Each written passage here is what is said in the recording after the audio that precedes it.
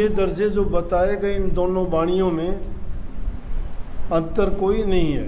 एक वाणी में तो कह दिया कि धीरज मन में रख के धीरा रे मन धीरा, ये मन ही सारे काम करवाता है।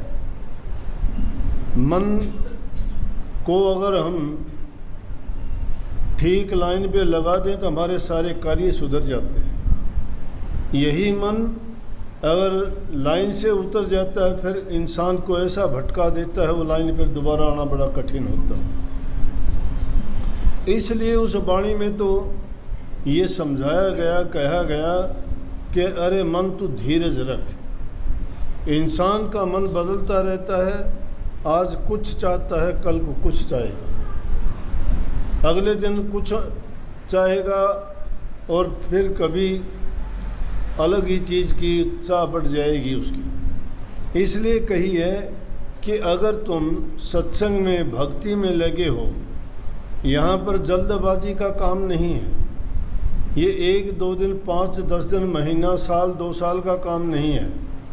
ये वो काम है जो हमें पूरे जीवन भर करना है। क्यों करना है कि जिसने हमें जीवन दिया है उसी से तो हम जिंदा हैं। कहते हैं कि धीरा रे मन धीरा, पाया नाम पदार्थ हीरा।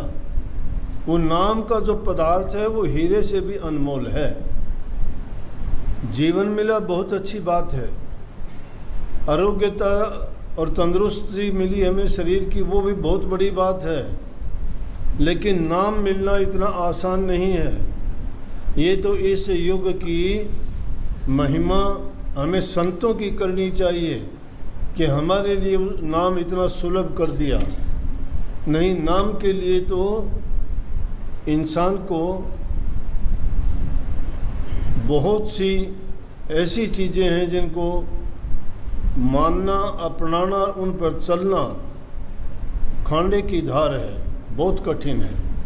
जब तक उन चीज़ों को हम नहीं अपनाते नाम के काबिल नहीं होते। लेकिन संतों ने फिर भी दया करके इस युग में ये कर दिया कि जीव कैसा भी है, कैसे भी कर्म करता है, उसको अगर नाम का सहारा मिल जाए तो सुधर सकता है।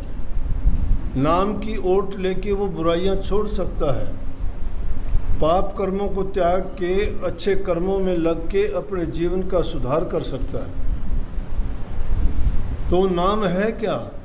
नाम तो वही राम का नाम है, चाहे उसको किसी भी रूप में किसी भी ढंग से, कोई उसको ओम शांति कह के, कोई उसको राम राम कह के, कोई उसको अल्लाह अल्लाह कह के, कोई उसको गॉड कह के, कोई खुदा कह के, कोई ईश्वर, कोई परमात्मा, कोई राधा स्वामी, कोई सतनाम, कोई सत साहेब, कोई ओम नमो नारायण, कोई ओम भूर्भुवः स्वः तत्सवितुर्वरेण्यं भर्गो देवस्य धीमहि यो न प्रचोदयात्। अनेकों नामों से, ये नाम तो कितने ही हैं, लेकिन वो नाम काम कब करेगा? जब तुम्हारा हृदय पवित्र हो, तुम्हारे विचार शुद्ध होंगे, मन तुम्हारा टिकेगा। मन नहीं टिकता।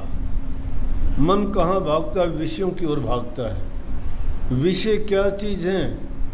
दुनिया की वो नकली चीज़ें हैं जो हमारी इंद्रियों के द्वारे पर बैठ के हमें थोड़ा बहुत रस और आनंद देती हैं, लेकिन उसके बाद उनका परिणाम बहुत बुरा निकलता है। किसी का भी अच्छा परिणाम नहीं निकलता। उनसे हमारे काम, क्रोध, लोभ, मोह, अहंकार बढ़ते हैं। उनसे हमारी इच्छा, तृष्णा, वासना, कामनाएं बढ़ती चली जाती हैं, रुकती नहीं हैं। किसके कारण? मन के कारण। इसलिए संतों ने समझाया कि मन धीरज रख, ये एक दिन का काम नहीं है। हमें जो नाम पदार्थ मिला है, जिसको मिला था, उन्होंने किस किस का जिक्र किया, कितनी इसमें बातें बताई गई। सबसे पहले तो बलख बुखारा के बादशाह का नाम ले दिया। कितनी बार आपने बात सुनी होगी, एक ही वचन के कारण इंसान का जीवन बदला, लेकिन उस राजा ने धीरज रखी और अपने मन को समझा के जब प्रभु की ओर लगा दिया, दुनिया के ऐश आराम राजपाट को त्याग दिया और नाम का जब उसको आनंद और रस आया तो दुनिया के सारी चीज़ों को ठुकरा दिया, कोई मायने नहीं रखी। वो चीज़ें मायने रखती भी नहीं, नाम के तुल्य कुछ है भी नहीं। लेकिन नाम है क्या, नाम कोई नहीं समझ पाते नाम है क्या। इन अक्षरों के नाम मैंने गिनाए, इसको नाम मानते हो, ये नाम नहीं है। नाम तो इंसान की वृत्तियां हैं जो अगर टिक जाएं प्रभु के नाम में तो धीरे धीरे करके वो एक ऐसी शक्ति है जिसका कोई रंग रूप आकृति नहीं है, लेकिन वो अपने आप में ही सब कुछ है। वाणी में इशारे में तो बहुत कहा कि ना वहाँ कोई दीप है, ना बत्ती है, फिर भी प्रकाश है, ना वहाँ कोई नदी है, ना नाला है, ना कोई समुद्र है, फिर भी वहाँ जल है, ना वहाँ कोई दिन है, ना रात है, ना फिर भी वहाँ उजियारा है, ना वहाँ खुशी है, ना बाग बगीचे हैं, फिर भी आनंद ही आनंद है। तो है क्या चीज़ वो कि सारी चीज़ें ही सब की सब अच्छी हैं, और है भी नहीं कुछ भी। यही बात है, वो चीज़ अनुभव की बात है।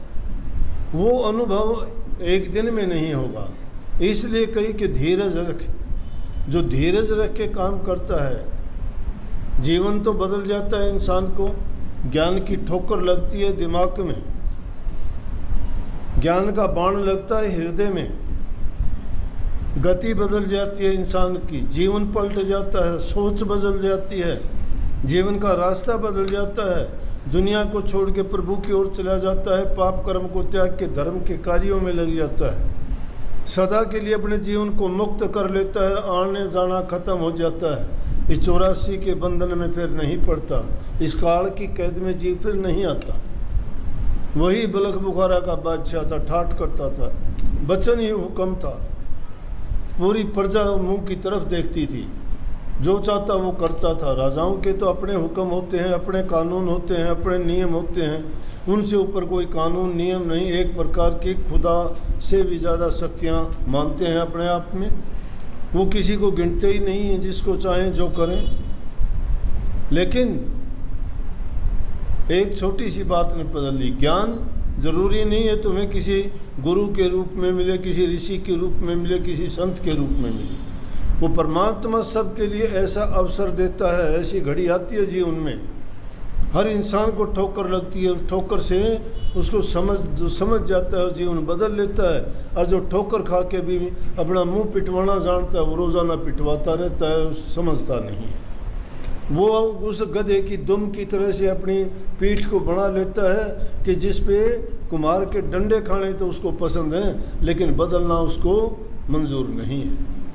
देखते होंगे कुम्हार ईंटें लाद के, और जब गधे को आगे कहता है कि चल, वो नहीं चलता, धीरे चलता है वजन लदा के। कोई नहीं चल सकता वजन लदा, कैसे चलेगा। कुम्हार जाता है, अगर 4 गेड़े ज़्यादा कर दे तो मेरी आमदनी ज़्यादा होगी। उसकी पीठ पर वो डंडा बरसाता है, लेकिन वो पीठ को बाकी कर लेगा, टेढ़ी कर लेगा, आगे नहीं जाएगा। ऐसे ही इंसान की हालत है, दुनियादारी का बोझ लदा के उनकी रोज़ाना जूत खाता है, घर से खाता है, बेटे पोतों के खाता है, पत्नी के खाता है, दुनियादारी के खाता है, लेकिन प्रभु के नाम की ओर चलना बड़ा कठिन है। ज्ञान जब लगना हो तो एक जीव जंतु से। दत्तात्रेय ने 24 गुरु बनाए, सूरज को गुरु बना लिया, चांद को गुरु बना लिया, समुद्र को गुरु बना लिया,